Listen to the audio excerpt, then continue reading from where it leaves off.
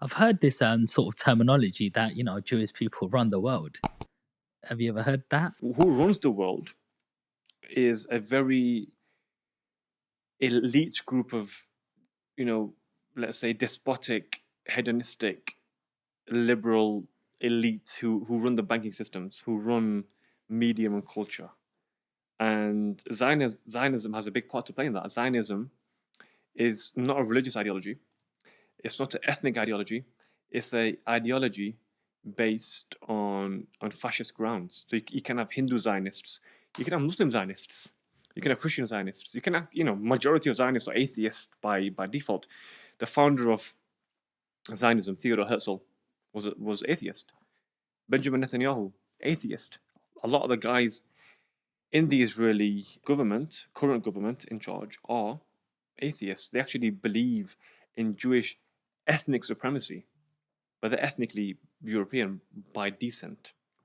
So we must be careful not to weaponize the term. I've spoken to rabbis, and these are real Jews. These are people of the book, which we respect as Muslims. They are practicing Jews.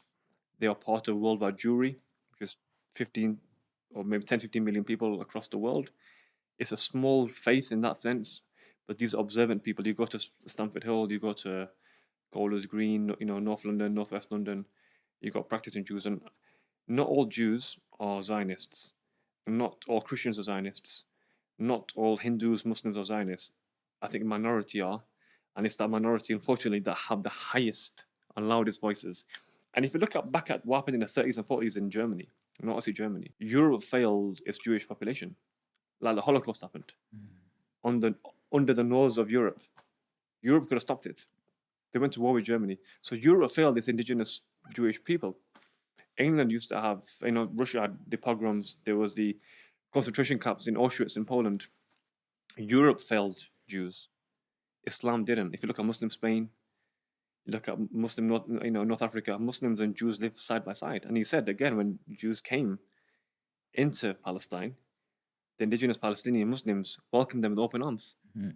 But these weren't the Jews that we were used to. These were Zionists who weren't even Jewish by religion. They were just European ancestry, wanted a Jewish homeland in the Middle East, and they took it by hook or by crook because they believed it's a God-given right to take this land. And you've seen the videos, people of settlers in the West Bank who are, going into people's houses, literally kicking people out from their own houses that live there, saying, this is my land.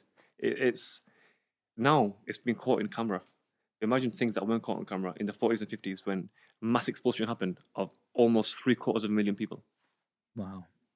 I can't believe it. Like in this day and age where we are now, Yeah. Anything can be sat down on the table and discussed Yeah. on black and white on paper and get, United Nations, all the Western countries of power, influence, why it can't just be spoken about. Yeah. Because at the same time, there's so much infrastructure that's being broken as well. Yeah. At the same time, that takes, decades to rebuild Exactly. and back. And this world has so many issues and problems as it is, populations growing, there's so much agriculture that needs to be built for, populations and everything. And yet there's this still happening in the world. Yeah, exactly. No, 100%.